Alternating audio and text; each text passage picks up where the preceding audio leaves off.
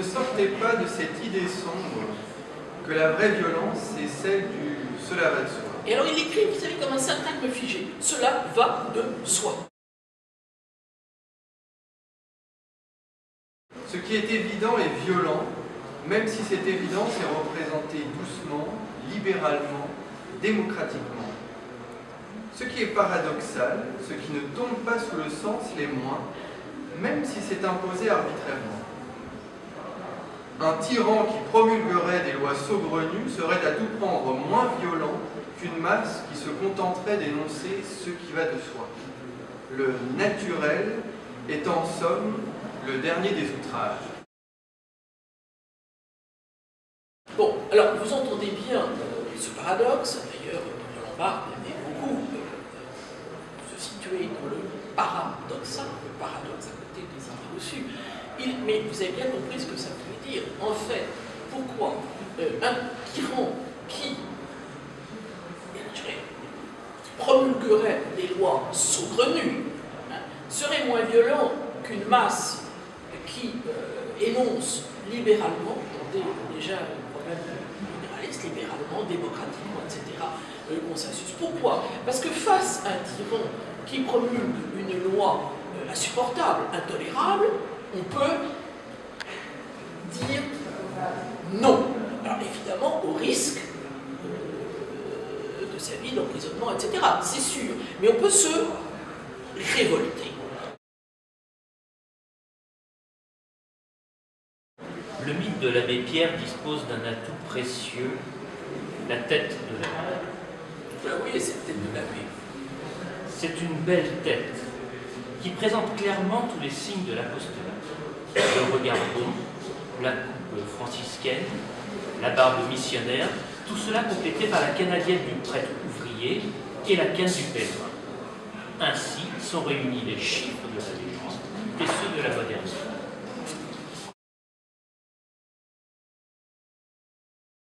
La coupe de cheveux, par exemple, à moitié rase, sans trait et surtout sous forme, prétend certainement accomplir une coiffure entièrement abstraite de l'art et même de la technique, une sorte d'état zéro de la coupe. Il faut bien se faire couper les cheveux, mais que cette opération nécessaire n'implique au moins aucun mode particulier d'existence, qu'elle soit sans pour autant être quelque chose. La coupe de l'abbé Pierre, conçue visiblement pour atteindre un équilibre neutre entre le cheveu court, convention indispensable pour ne pas se faire remarquer, et le cheveu négligé, état propre à manifester le mépris des autres conventions, rejoint ainsi l'archétype capillaire de la sainteté. Le saint est avant tout un être sans contexte formel. L'idée de mode est antipathique à l'idée de sainteté. Mais où les choses se compliquent, à l'insu de l'abbé, il faut le souhaiter, c'est qu'ici, comme ailleurs, la neutralité finit par fonctionner comme le signe de la neutralité. Et si on voulait vraiment passer inaperçu, tout serait à recommencer. La coupe zéro, elle, affiche tout simplement le franciscanisme, conçu d'abord négativement pour ne pas contrarier l'apparence de la sainteté. Bien vite, elle passe à un mode superlatif de signification. Elle déguise l'abbé en Saint François.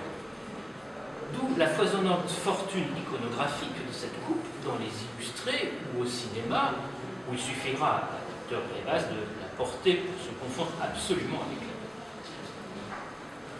Même circuit mythologique pour la dame. Sans doute peut-elle être simplement l'attribut d'un homme libre, détaché des conventions quotidiennes de notre monde et qui répugne à perdre le temps de se raser. La fascination de la charité peut avoir raisonnablement ces sortes de mépris, mais il faut bien constater que la barbe ecclésiastique a elle aussi sa petite mythologie. On n'est point barbu par hasard parmi les prêtres. La barbe y est surtout attribut missionnaire ou capucin. Elle ne peut faire autrement que de signifier apostolat et pauvreté. Elle abstrait un peu son porteur du clergé séculier. Les prêtres glabres sont censés plus temporels, les barbus plus évangéliques. L'horrible Frollo était rasé, le bon père de Foucault barbu. Derrière la barbe, on appartient un peu moins à son évêque, à la hiérarchie, à l'église politique. On semble plus libre, un peu franc-tireur, à un mot plus primitif, en un mot plus primitif, bénéficiant du prestige des premiers solitaires, disposant de la rue de franchise des fondateurs du monachisme, dépositaire de l'esprit, contre la lettre.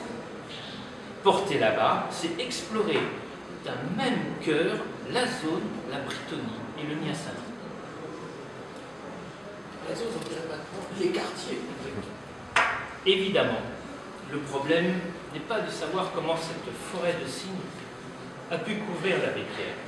Encore qu'il soit, à vrai dire, assez surprenant que les attributs de la bonté soient des sortes de pièces transportables, objet d'un échange facile entre la réalité, l'abbé Pierre de Match, et la fiction, l'abbé Pierre du film. Et qu'en un mot, l'apostolat se présente dès la première minute tout prêt, tout équipé pour le grand voyage des reconstitutions et des légendes.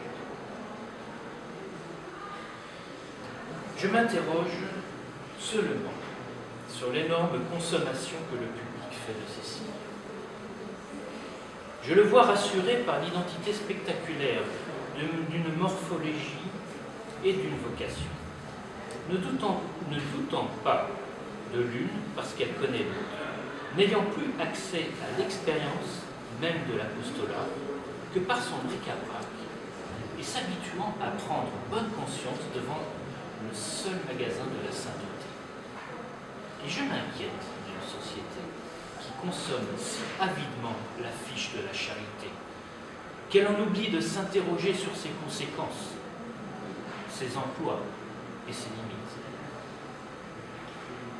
Je viens alors à me demander si la belle et touchante iconographie de l'abbé Pierre n'est pas l'alibi dont une bonne partie de la nation s'autorise, une fois de plus, pour substituer impunément les signes de la charité à la réalité de la justice. Merci. Alors, vous voyez, ce retournement à la fin, on voit bien, je ne vais pas le développer, comment Roland Barthes, il faut dire aussi que l'ouverture de match, on disait, c'était souvent par là, des images, l'ouverture de match est consacrée à ce jeune abbé qui surgeait parce que ce sont des domiciles fixes aujourd'hui, était mort de froid durant cet hiver particulièrement rigoureux. Mais ici, ce qui intéresse Roland Barthes, c'est de voir que l'abbé Pierre a tout pour combiner, je dirais, la fonction apostolique de l'Église dans toutes ses formes. Le franciscain, le prêtre ouvrier, on n'en parle plus aujourd'hui parce qu'on ne parle plus beaucoup des ouvriers, avec la canadienne, le pèlerin avec la canne, le missionnaire avec la barbe, etc. Que tout se combine dans une sorte de syncrétisme, et du coup, on ne doute pas de la sainteté de l'abbé. D'ailleurs, l'abbé est quelqu'un de très bien. Il ne s'agit pas de dénoncer l'abbé, il s'agit de dénoncer une société, non pas l'abbé, le pauvre homme, mais, comme vous l'avez entendu, pour des raisons autres, c'est-à-dire, j'en viens alors à me demander si la belle et touchante iconographie de l'abbé Pierre n'est pas l'alibi dont une bonne partie de la nation s'autorise une fois de plus pour substituer impunément les signes de la charité à la réalité de la justice. Un jour, il y a bien longtemps, je tombais sur une photographie du dernier frère de Napoléon, Jérôme, 1852. Je me dis alors, avec un étonnement que depuis je n'ai jamais pu réduire, je vois les yeux qui ont vu l'empereur. Je parlais parfois de cet étonnement, mais comme personne ne semblait le partager, ni même le comprendre, la vie est ainsi faite à coups de petite solitude, je l'oubliais. Mon intérêt pour la photographie prit un tour plus culturel. Je décrétais que j'aimais la photo contre le cinéma, dont je n'arrivais pas cependant à la séparer. Cette question insistait. J'étais saisi à l'égard de la photographie d'un désir ontologique. Je voulais à tout prix savoir ce qu'elle était en soi, Par quel trait essentiel elle se distinguait de la communauté des images? Un tel désir voulait dire qu'au fond, en dehors des évidences venues de la technique et de l'usage, et en dépit de sa formidable expansion contemporaine, je n'étais pas sûr que la photographie existât, qu'elle disposât d'un génie propre. Alors, oui, ce qui m'intéresse dans ce tout début de cet ouvrage sur la photographie, c'est d'une part l'idée qu'il va y avoir une quête ontologique, c'est-à-dire ce que c'est que la photographie en soi, essayer de trouver l'être de la photographie.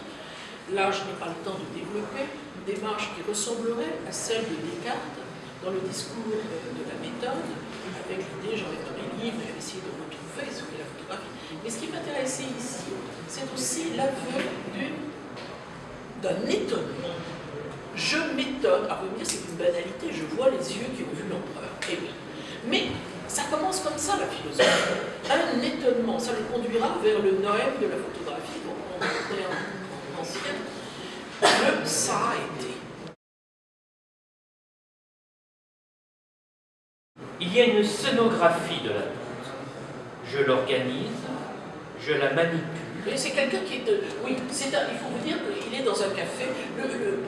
Excusez-moi, il va lui dire... Non, il faut... pour ceux qui n'auraient pas lu le fragment d'un discours amoureux, il a pris ce qu'il appelle des figures, comme des figures obligées. Vous savez, comme dans le patinage artistique, vous devez exécuter, n'est-ce pas, un nombre de figures obligées. Vous faire tant d'axel, tant de machin, tant de lever de pied, vous serrez ou porter.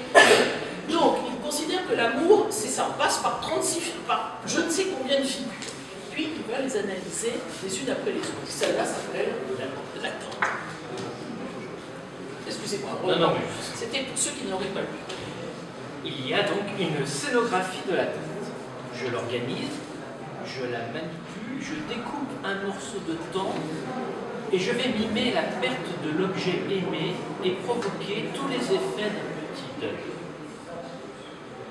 Cela se joue donc comme une pièce de théâtre. Le décor représente l'intérieur d'un café. Nous avons rendez-vous. J'attends. Dans le prologue, seul acteur de la pièce est pour vous. Je constate. J'enregistre le retard de l'autre. Ce retard n'est encore qu'une entité mathématique, computable. Je regarde ma montre plusieurs fois. Le prologue finit sur un coup de tête. Je décide de me faire de la bile. Je déclenche l'angoisse d'attente.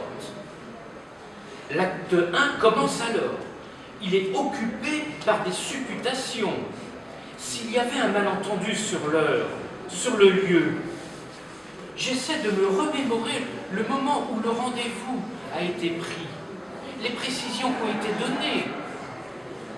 Que faire? Angoisse de conduite, changer de café, téléphoner. Mais si l'autre arrive pendant ses absences, ne me voyons pas, il risque de repartir.